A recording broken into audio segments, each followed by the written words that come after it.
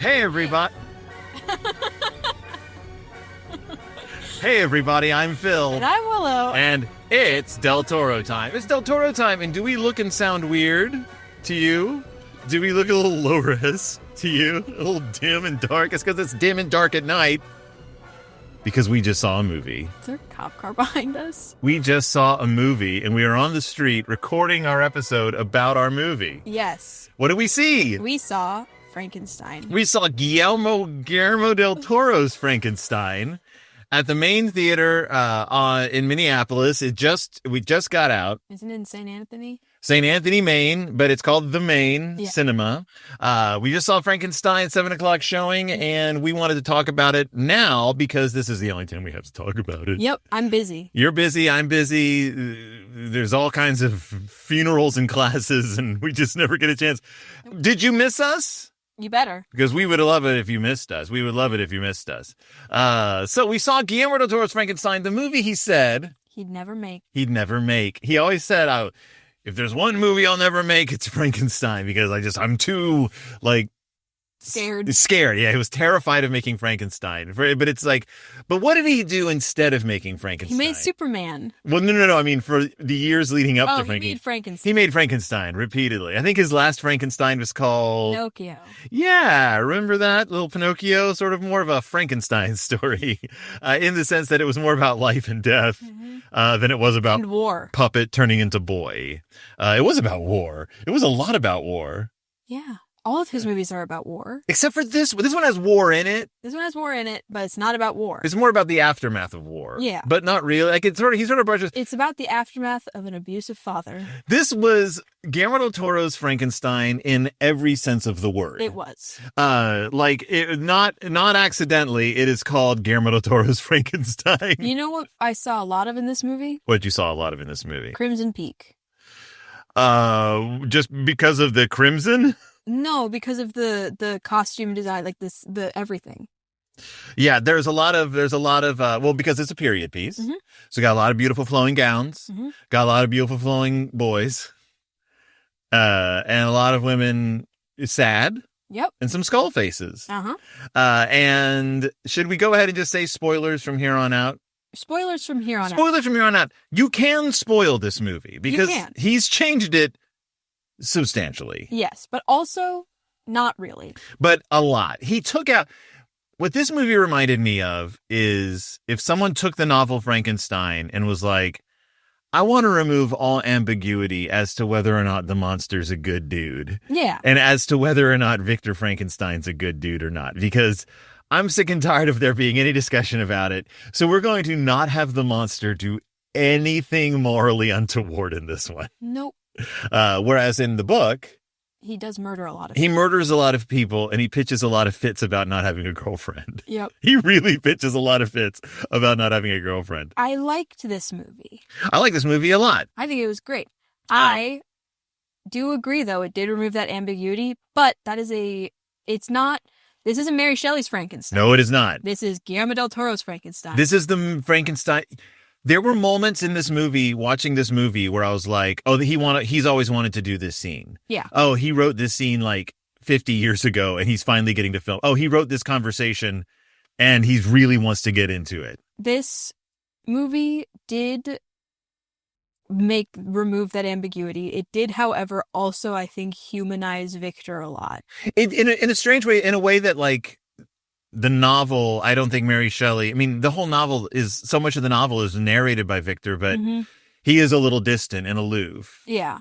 The movie did turn him into more of a fully rounded, a fleshed out character. I mean, okay. I liked his character. Well, let's take a look. So we have Oscar Isaac as Victor Frankenstein. Which, how can you not love? How can you not love him? Even at his worst, you're still but it's him. It's Oscar Isaac. Yeah. He's a beautiful, beautiful boy with these amazing eyes. But I even liked Christian Convery as young Victor Frankenstein. He was great.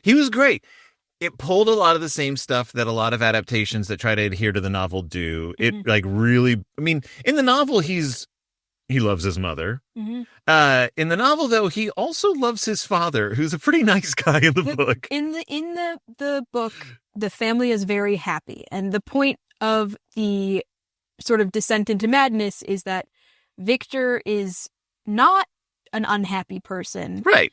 He discovers trauma by bringing it upon himself and completely collapses afterwards. Well, and he does get in the novel. He does get majorly upset because his mother dies. His mother dies of but shock. he has Elizabeth there as his constant companion. Yeah, and because they grew up together, right? Like that's like the in thing. The first edition of the novel, she's like this urchin that they took, or no, she's his cousin in the first edition. And then the second one, edition, she's a weird urchin. She's some urchin they find, because Mary Shelley was like, it's kind of weird that they're cousins. Because there was a societal shift in how that was viewed between the release of the first two editions. Right. Whoa! Almost dropped the camera. This is being held up by your hand. It's being held up by my fingers. It's a very heavy tablet. You want me to take? Absolutely not. We're doing great. We're making it. We're gonna make it. So, speaking of Elizabeth, she is in this movie, but she doesn't show up till later, and she is played by Mia Goth. Yes, and Mia Goth is beautiful. And Mia Goth has no eyebrows. She doesn't have eyebrows. She does have full lips. Every time I see that she's in a movie, I think I'm not going to like her. Because I don't know why. I'm like, oh, Mia Goth. And then every time I watch her in a movie, I'm like, yeah, she's a really good actress. I really like watching Mia Goth. I don't know why. Maybe it's just the fact that she knows she's a better person than me. So I think that's like... I don't think she knows she's a better person than you. I don't think she knows who you are. If she saw me on the street, she'd be like, that guy, he's no good. And I think she sees through me. I think that's why I'm... With her big eyes. With her gigantic eyes. Movie does not Mia Goth tends to be like I think sexually like what it was sexualized in movies, and this movie does not do that at all. In fact, it kind of counterpoint. She did walk down to see the monster in a sheer night. Everyone wore sheer nightgowns in this movie, though. We saw the monster in a sheer nightgown. We saw Victor's butt. Everyone. We did see Victor. We did see Victor's butt. If you want to see some butt, this movie's got a few butts in it. But I found her role in this very similar to Johnny Depp's daughter's role in Nosferatu. They both took original stories and added an almost, well, in Nosferatu more so, but in this romantic like relationship, or like not romantic in the sense of like sexual. Romantic in the sense of romantic. Right. Romantic relationship between the monster and the monster is something that they want to obtain, not as like a physical thing, but it represents a freedom for them. Yeah. And she does run her fingers across his chest quite a few times. Yeah. I mean, but so does Victor. But also Victor might be gay. Why do you say that about everyone, though? No, but there's only one other guy in this movie, and he has syphilis. That's not true. Or his brother. Who is not a little boy. Who is not, and also took the place of his best friend, who in the book he was definitely gay for. In the book, yeah, there was some sexual tension there. But in this movie, it's his brother.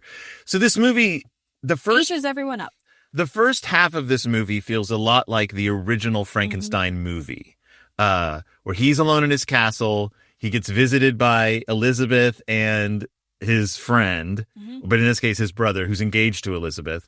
And then the shenanigans go down and it all ends in a fire. Except Victor takes the place of Fritz, the hunchback, in this version. Like, he is his own Fritz, tormenting the creation. Let's talk about that creation. Let's talk about Jacob Elordi as the creature. Who was amazing. Jacob Elordi, who everyone here knows from... I have no idea. The Kissing Booth. The Kissing Booth 2 and The Kissing Booth 3. That's right. He plays Noah Flynn in Netflix's Kissing Booth, because let's not forget... This is a Netflix movie. This is a Netflix movie, and how weird is it to see that Netflix logo on the big screen? It's still strange. You expect this like gong gong, and then I expect to have to like click my ID, like my image before the movie starts. Yes, he is a Kissing Booth. He was also in Euphoria.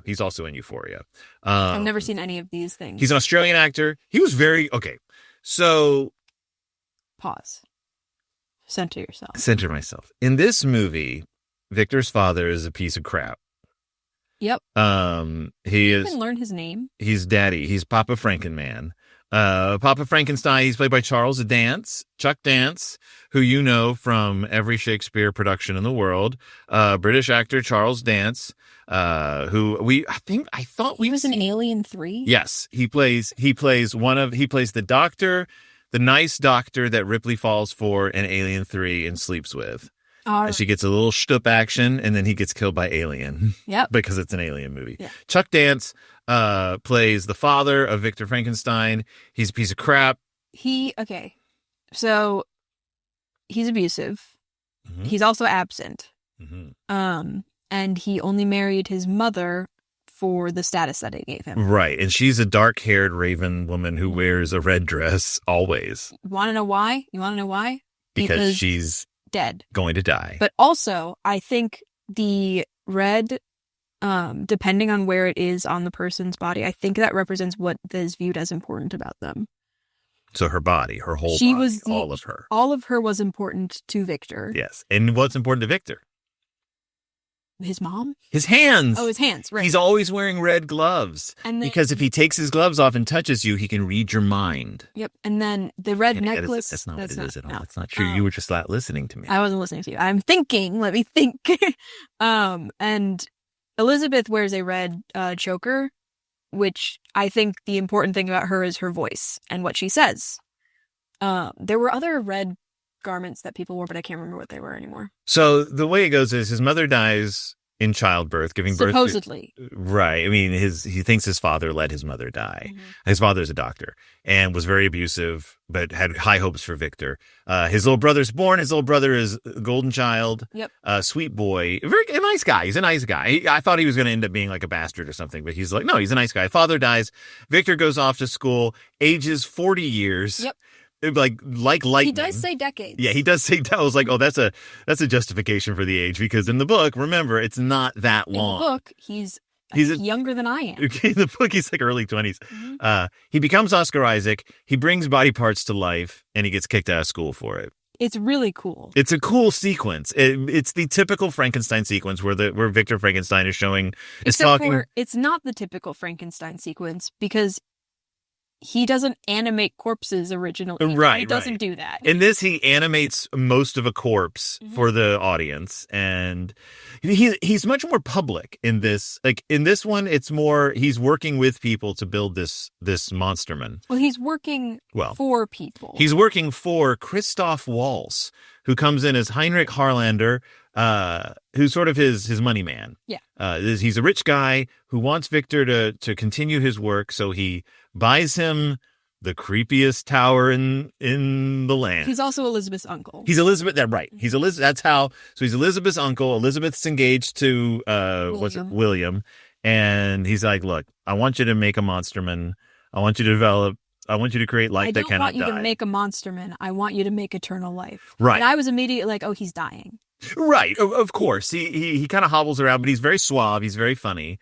It's a delightful Christoph Waltz character. Mm-hmm. We find out that he does have syphilis. Yep. His hair is all falling out. He's going to die, and you find out at the halfway point that he wants Victor to put his brain inside the monster. He said, the one thing I'm going to ask of you in exchange for all of this is that I am put inside that new body that you've made." And Victor looks at him and goes, No. It's great. It's very, I don't know what he thought was going to happen, because Victor was literally like 5 minutes from turning the monster. Victor already put a brain in there. Right. I was like, it's currently lightning outside. Like, I will say this. This guy is the one person who I feel like they tried to frame it as Victor's fault that he died. It was not Victor's fault that he died. The guy kind of went nuts. He falls down the giant butthole in the castle. And then his shirt tears and he falls. And he falls because he didn't get the double stitch. That's a good stitch. He's a nicer man. I give him the double stitch anyway. Sorry, that's my Hudsucker proxy. I thought that when I first saw it, I didn't process what was happening. I thought his arm was starting to tear off because of the syphilis. So he gets in a fight with Victor, and there's a giant reverse funnel that is in the thing, the Guillermo del Toro design, and he slips and falls, and Victor tries to save him. Yep. But his sleeve rips, and he falls, and he splatters all over the ground in a wonderful display of viscera. you can't use his brain anymore because it all splattered into the It all splattered into the ground.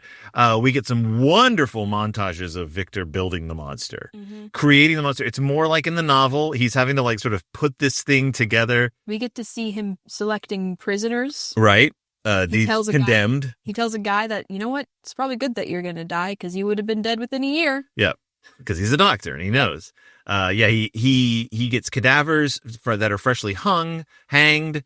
He scours battlefields, frozen battlefields for corpses, and then the lab is literally a charnel house, like just blood and guts and body parts, and it's disgusting and amazing. And I was like, where's all the flies? But I guess, I saw some. There were some later, but I'm like, that place gotta stink.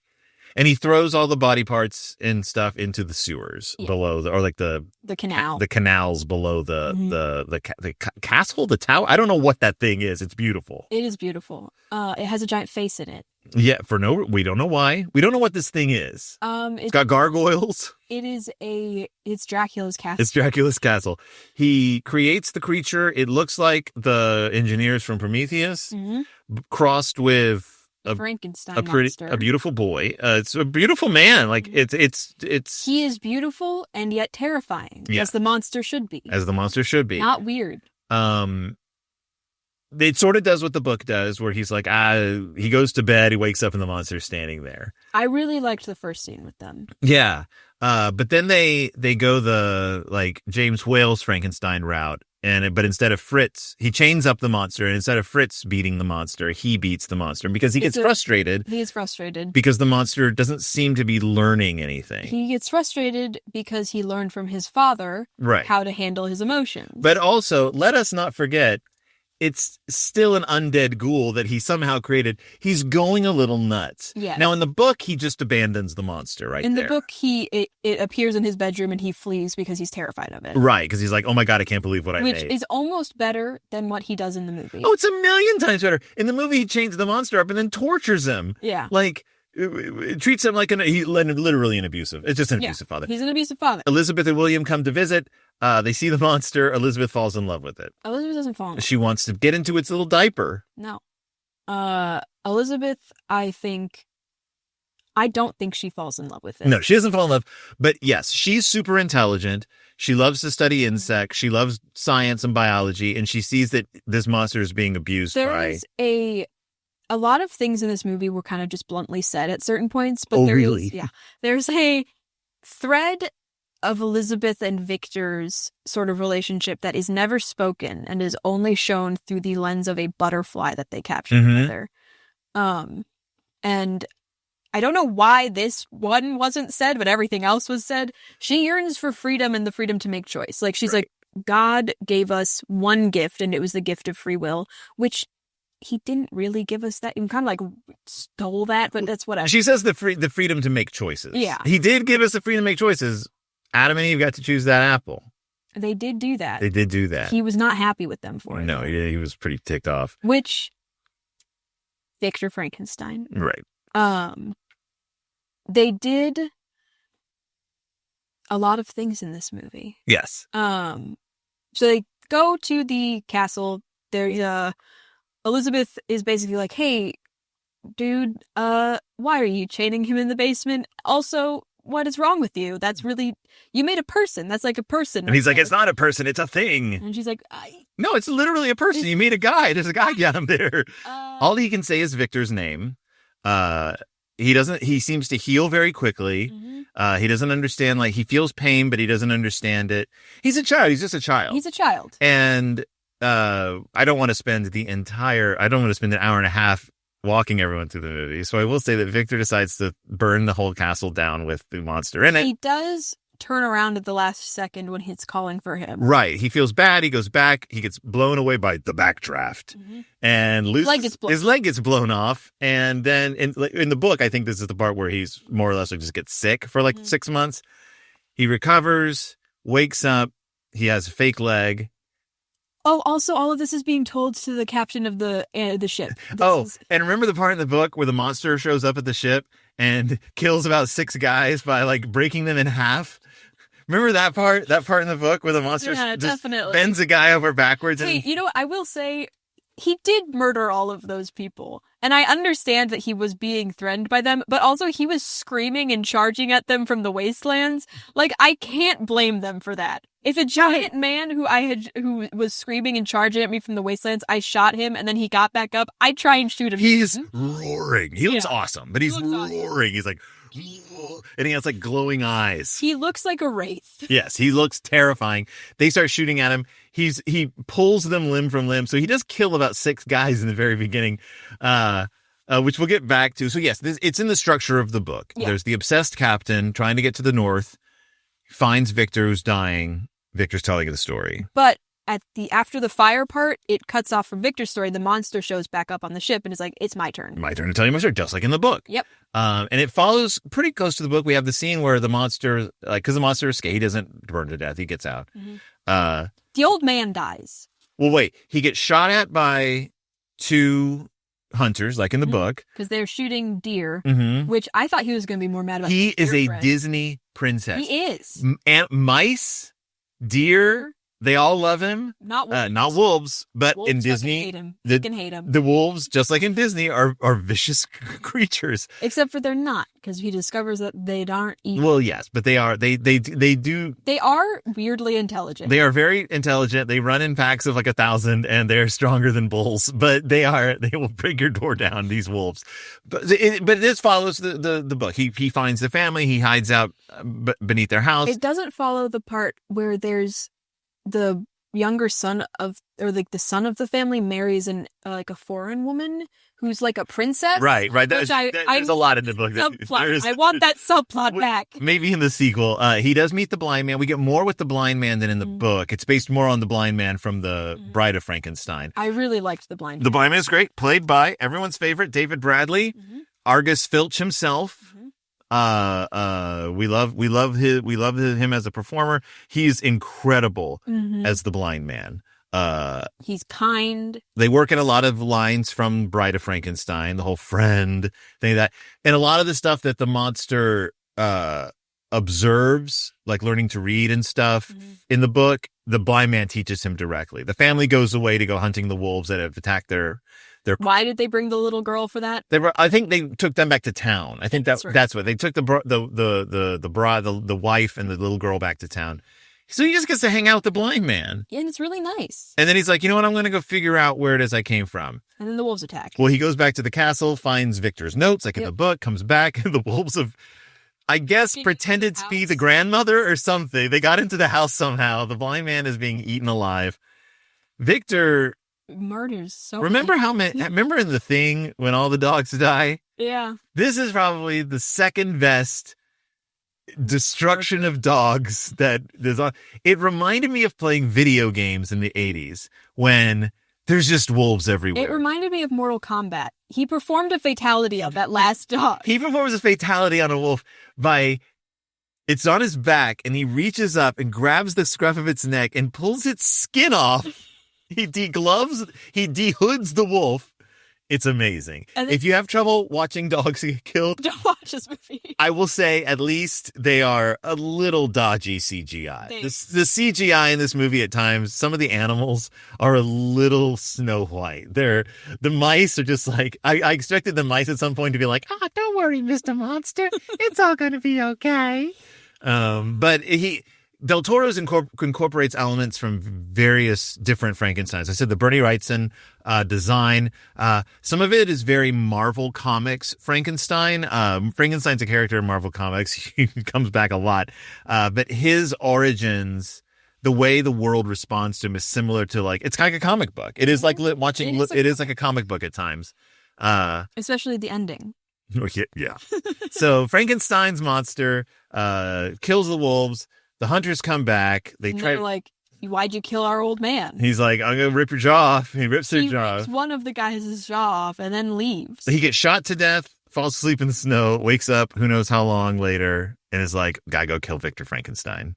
Actually, no, that's not what he says. What does he say? He says, I gotta go get friend. Right, he's like, I'm lonely, I want a woman. No, he doesn't say that. I want a companion. I want a companion. It's not, he doesn't even say a woman. It's Victor that insinuates that. He wants a woman. No, he doesn't. Wants a girlfriend. Nope. There is nothing that Wants says a that. woman. Nothing that says Because he likes Elizabeth. She's the only person who's ever nice to him. Not true. He wants an old man. Exactly. Build me an old man. The old man of Frankenstein. It's the old man with the hair, the Bride of Frankenstein hair. He's all, I think it's important that he doesn't state that he wants a girlfriend, because I think Victor is projecting a lot of his own issues onto the monster. It's also important because we cannot think a single dodgy thing about this monster. No. Any implications that the monster is anything but pure, as Elizabeth says, have been removed. Yeah. Which means we don't get the monster framing the maid for the murder of the child that the monster is killed, which is one of my favorite parts of the book, and that's just gone. Mm-hmm. Instead, it cuts right to the wedding. The night that the monster's like, first, and the monster confronts Victor, and he's like, give me a girlfriend. Actually, give me a companion. First, Victor talks to Elizabeth. Right, and she's like, get out of my face. She's like, she slaps him and is like, Yeah. I don't want to talk to you. Because he's tried to confess his love to her, and she's like, Yeah, she's like, I'm not about that. And then he's like, at this point, he's like, I just want you to be happy. I love my brother more than anything. And she's like, I don't believe you. You're a sociopath. Yep, and he's like, okay. And then the monster shows up at his room and is like, build me a companion. And he's like, what? And like have babies and make monster babies, and there's monster babies everywhere. And I'm like, yes, that would make that ending. Hell yeah. Also, the monster's like, what is he talking about? So the monster shows up. First he throws Victor around the room a lot. Which is hilarious. I don't know how Victor's standing after that. Victor has been beaten into submission in about every scene he's in. I think Victor may actually be an actual monster. I think Victor may be immortal because he gets thrown against the wall. He gets smashed into like... He gets thrown so hard he breaks the posts of the bed and smashes into the wall. Yep. Come on. And Elizabeth rushes in. She sees the monster. She throws herself into his arms. She loves the monster. And Victor's like, get out of the way. And she's like, no. So Victor points a gun at the monster and he's like, get out of the way. I'm going to shoot the monster. And she says, no. So Victor shoots it. Just shoots. And she's like, no. And she throws herself in front of the bullet. And then everyone rushes in. And he says it attacked her. Which is okay. So when her father died, her uncle. When her uncle died, Christoph Waltz, when he reveals the body to William, he's like, the monster killed him. So this is the second time he's blamed a death on the monster that wasn't caused by the monster. I can understand the Elizabeth one because it was just murdered someone.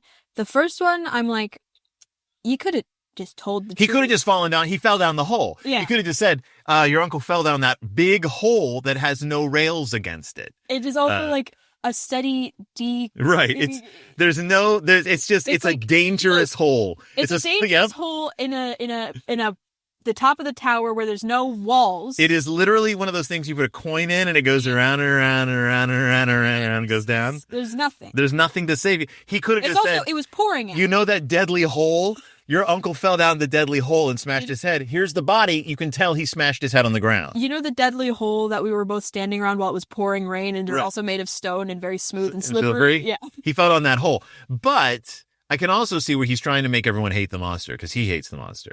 Like he's trying to turn everyone against it so that when he destroys the monster, he's not a bad guy. Because he knows the monster has a soul, like has a brain and like can think. Which is funny because I don't think he needed to do that. I think if he had just been normal about it, people would have hated the monster anyways. I don't know. The monster's kind of cool. So in any case, everyone rushes in. He shot Elizabeth, blamed the monster for it. And the monster like punches William so hard that he flies and he like shoves William out of the way and William hits his head on a thing and is near death. Mm-hmm. The monster walks out with Elizabeth. I thought he was going to jump out the window with her. So did I. Instead, he just calmly walks through the wedding party, and everyone just kind of like, lets him? Oh, that's the weirdest part. Nobody's like, get him. The guy has the woman. Get him. The bride. There's the ugly guy has the bride in his arms. Instead, the monster just walks out into the snow. Honestly, if I was a guest at that wedding and I saw that happen, I'd be like, Bystander effect. Just like in the whip dogs. Whip dogs. The bystander effect. But his brother is like, you know what, dude? You're a monster. You're the monster. He says it. He says it to him. I'm like, William, what are you talking about? And it reminds me of in Nosferatu, and I'm like, this movie's rad. And then there's that one scene where Nosferatu is all, I am your grief. I represent your trauma and your grief. And I'm like, you don't have to say it. You don't have to say it. Guillermo del Toro stacks the deck against Victor Frankenstein so much in this screenplay, like so much. Like by not having the monster commit any real murders, except those guys at the beginning, but they were shooting guns at him. That, yeah, in this movie, the monster is not a monster. Victor Frankenstein's definitely, if one of those two guys have to be a monster, is this guy who kind of went nuts for a while and like did things that led to the deaths of all these people and then brutally beat his son. Like it was interesting. Mm-hmm. I understand it. Yeah. I'm also like, but Victor Frankenstein. So he follows the monster to a cave where the monster's like, bring her back to life. I want her to make her my companion. Does he say that? He insinuates it. Yeah. And then Victor's like, no. And so he beats Victor Frankenstein up more. He breaks his nose really brutally. Yeah. And then he leaves. And Victor Frankenstein's like, and then I followed him to the Arctic, which I guess, like in the book too, it's also just like, how'd you get, I guess you just kept going. You just kept going. It's a little more like what? Because in the movie he only has one leg. Yeah. So like, damn, that's a heck of a trek. Buys himself some dynamite at a little way station. Gets the cutest dog. Gets the cutest dogs in the world. Goes looking for that monster who tears him out of his tent. Tries to blow himself up with dynamite. Doesn't work. He gets found by the ship's captain. The ship's captain's like, damn, son, that's a heck of a story. And then the monster is like, I love you, Dad. It's the ending of the movie, or the pre-ending of the movie, is very sweet. And it is. That encapsulates the Frankenstein story to me, is in the end, the monster does still love Victor. Right. That's a hard thing. In the book, that's a hard thing to sell, like in a movie, and he does a really good job of selling that in the movie. It's really important for the monster to still love Victor at the end. Right. And they give Victor a bit of a redemption in this, where he's like, you're my son. I should have realized that. I'm sorry. Will you forgive me? And that's the thing. It's the whole choices thing. And like they make that apparent. Like it's the choices we make that make us human. Like that. Not unlike Pinocchio. No, I was going to say not unlike Superman. Not unlike the recent 2025 movie Superman. Now, is anything else in this movie kind of like Superman? The part where he lifts the ship out of the ice and pushes it away. So even though he killed about 6 of the shipmates, the captain's like, let him go. Obviously, this guy can rip your head off just by looking at you. You're not going to kill him anyway. Let him go. The monster walks out, or the Frankenstein's creation walks out. And the ship is, stuck in the ice. It's frozen into the ice. So in the movie starts with them like trying to hammer it out and they can't. And the monster's just like, it like lifts the entire ship or pushes it out of the ice and it sails. And the captain's like, let's go home. And then the monster just walks off into the sun, literally into the sunrise. Yeah. It has a tear in his eye and you're like, he's Superman now. Yeah. Like he lives in the Arctic. He was even told, if you gotta live, you better spend it living. You better spend it. That's what Victor Frankenstein says. He basically says like, man, if you can't die and you're just going to always be alive, you just got to live that life, baby. I love you, son. Peace, 2 fingers. And then he's all, and he disappears. Yep. Fades away. I wanted Baragon to come out of the ice. You wanted Baragon to come out of the ice and fight Frankenstein's monster. Here's what I was thinking. I honestly thought this was going to happen. I kid you not. Okay. I honestly thought when Victor Frankenstein is dying and he's like, he says, say my name one last time. Say my name the way you said it the first time. He says, give my name back to me. I thought then he was going to say, now you can be Frankenstein. I thought he was going to be like, I give you my name. That would have been too much. You're now Frankenstein. I'm the scientist, you're the monster, but we're both Frankenstein. I honest to God, thought that was going to be the it. And you know what? I would have thought perfect ending. Perfect movie. Turn your turn signal on. I just turned my turn signal on. How do I do that? How do I turn my turn signal on? Oh, wait, no, I turned the hazards on. I turned my hazards on accidentally. I was like, what's going on? I didn't even touch the stick. Turn my hazards on accidentally. Well, that's great because that leads us right into Del Toro-isms. Yeah. So were there any Del Toro-isms in this Guillermo del Toro movie? I'm going to list them rapid fire. Here we go. Hands. Horrible things happen to hands all throughout this movie. One of the first, one of the first things that we see after Victor comes in from the ice is that 2 of his fingers are missing. Yeah. Also, 2 of the monster's fingers are stripped down to the bone. Also, people get their hands crushed. Victor got his hand stabbed. Or Victor stabbed the monster's hand. Mm-hmm. People's hands get crushed. Mm-hmm. People's hands are hands. Yeah, they get destroyed. Victor's wearing red gloves through most of the movie, which means his hands are going to get racked.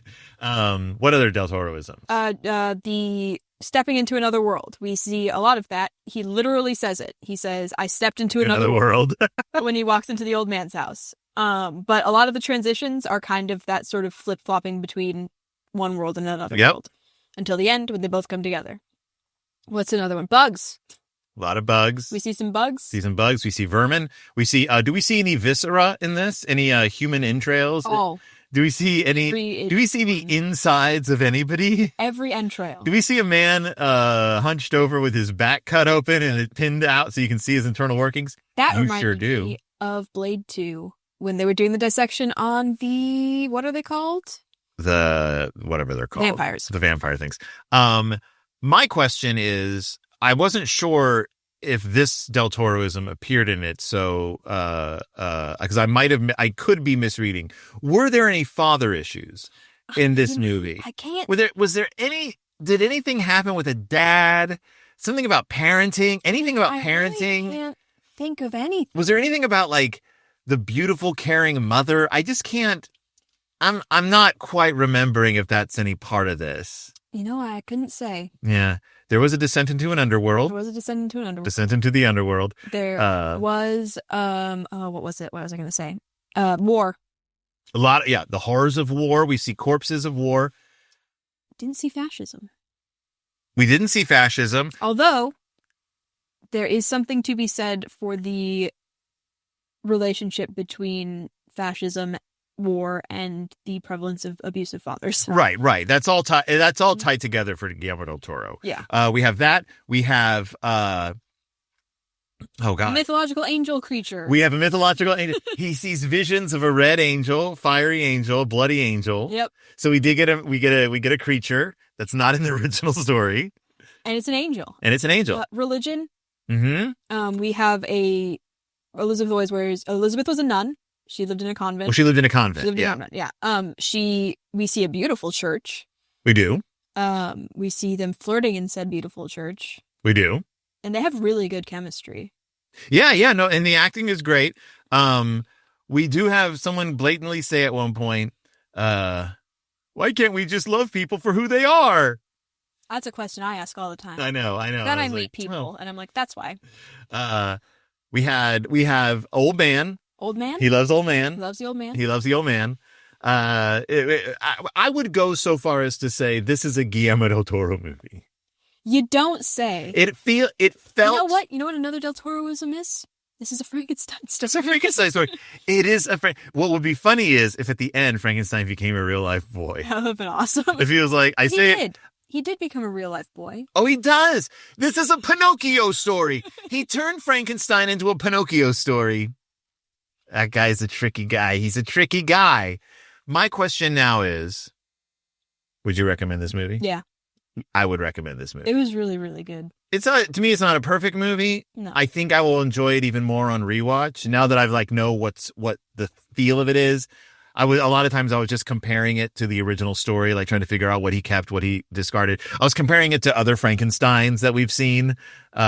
Should have had Baragon in it. Should have had Baragon. Should have had a red Frankenstein or green Frankenstein fighting each other. Should have had that weird giant octopus that was at the end of, was it Frankenstein versus Baragon? I think so. Just appeared out of nowhere and then was never seen again. Should have had King Kong show up. Mm-hmm. Should have had King Kong. Oh, I said at the end it would have been nice if Dracula had shown up, Wolfman had shown up, the Mummy had shown up, and they'd formed their band. Mm-hmm.